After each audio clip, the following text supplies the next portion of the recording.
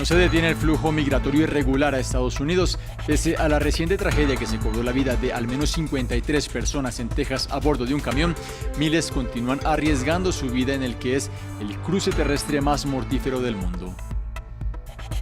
Renunció el ministro de Economía de Argentina, Martín Guzmán.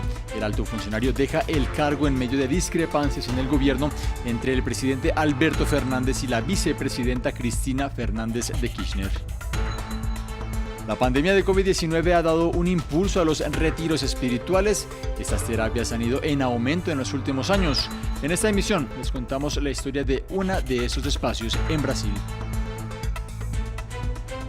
En France 24 les traemos las noticias más destacadas del continente americano. Bienvenidos, mi nombre es Juan Pupiales.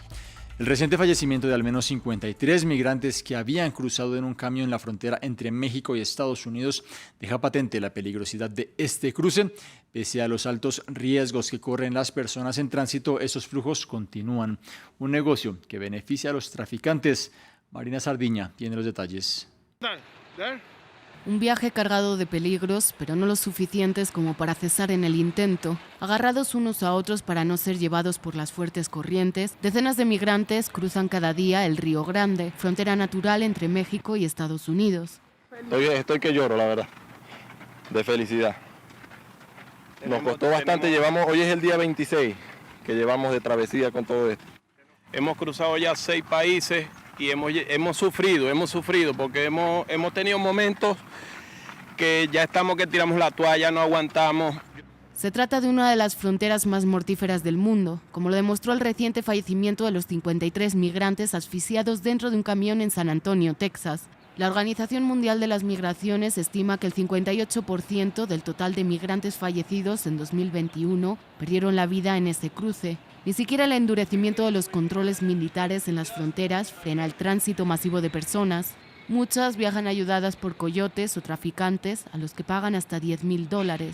El hecho que haya una visión o una política de control y de endurecimiento en las fronteras, lo único que hace es, primero, que sea más costoso el cruce, y eso quien termina ganando son los grupos del crimen detrás de estas redes de tráfico de personas, por un lado, porque pueden cobrar más caro. Entre más difícil sea pasar, más caro pueden cobrar.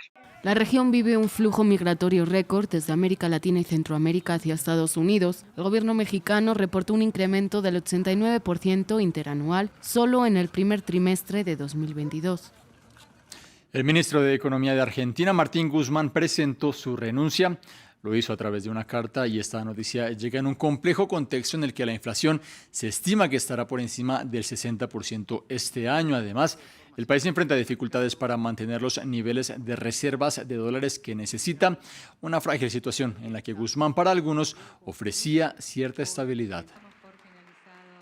Con la profunda convicción y la confianza en mi visión sobre cuál es el camino que debe seguir la Argentina, seguiré trabajando y actuando por una patria más libre, más justa y soberana. La tormenta tropical Bonnie abandonó Nicaragua este sábado después de haber tocado tierra el viernes en este país y sin dejar víctimas mortales o daños graves. Alba Santana tiene el balance. En plena temporada de huracanes en el Atlántico, la tormenta Bonnie tocó suelo nicaragüense, activando las alertas por posibles desprendimientos de tierra e inundaciones. La responsabilidad de la población, yo he visto familias ahí por la televisión que inmediatamente, incluso en Bluefield, aceptaron ir a refugio. Porque saben lo que significa, pues, el riesgo, el peligro, los daños que puede provocar un huracán que puede costar vidas.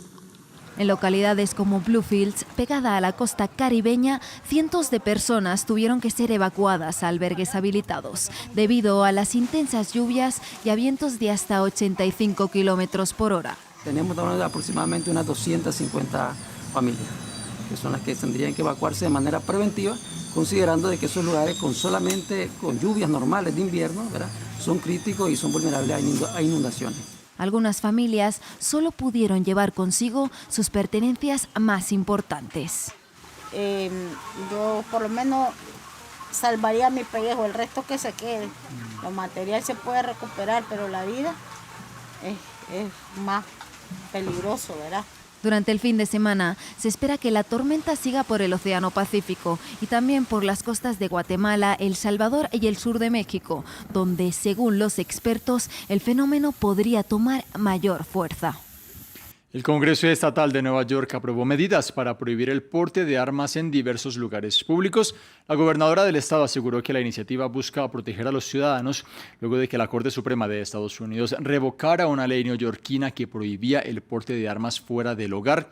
Los legisladores también aprobaron una enmienda para neutralizar la polémica anulación de la sentencia Roe versus Wade que garantizaba el derecho al aborto en el país. Natalia Plazas tiene los detalles.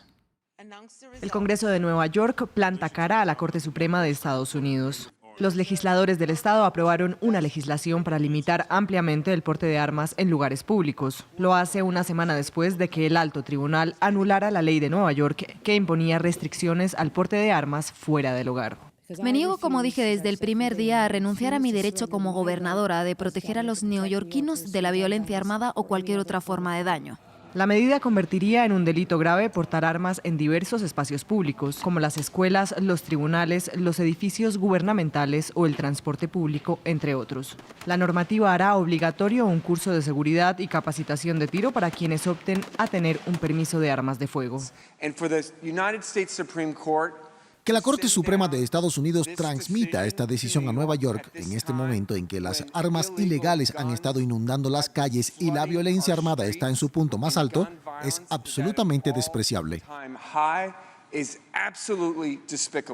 El Congreso neoyorquino también aprobó una enmienda que abriría camino a que el derecho al aborto quede consagrado en la Constitución estatal. Una medida que también está claramente en contra de la decisión de la Corte Suprema de anular la histórica sentencia de 1973 Roe versus Wade, que garantizaba el acceso al aborto como un derecho constitucional en todo Estados Unidos.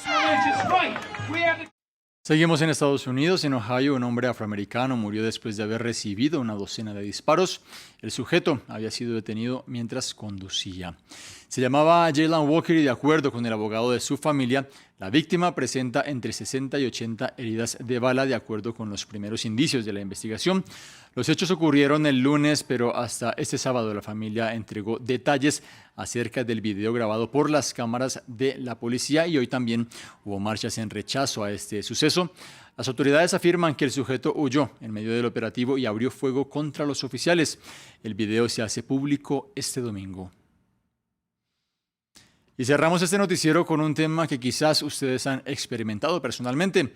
En los últimos años, especialmente desde el inicio de la pandemia, la demanda por los retiros espirituales han aumentado, con personas sintiendo la necesidad de momentos de introspección y conexión con la naturaleza.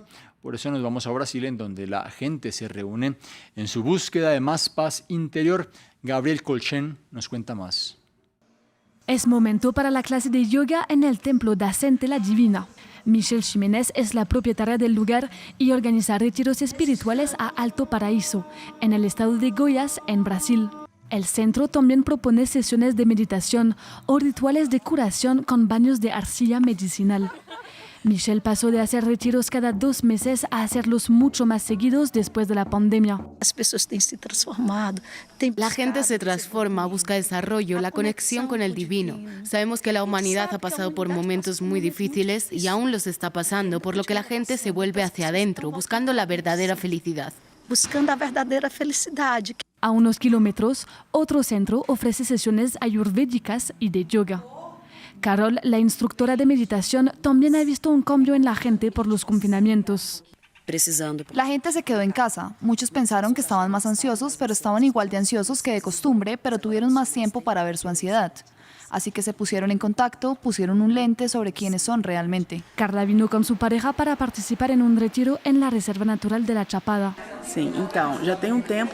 Hace tiempo que busco el autoconocimiento, salir de esta rutina automática en la que vivimos y hacer una pausa para pensar en lo que realmente queremos, para hacer las actividades con conciencia. Una voluntad de autoconocimiento, pero también una búsqueda de conexión divina que se ha popularizado en los últimos años. Así terminamos esta emisión informativa en France 24. Quédense porque la información continúa aquí en nuestra pantalla, también en france24.com.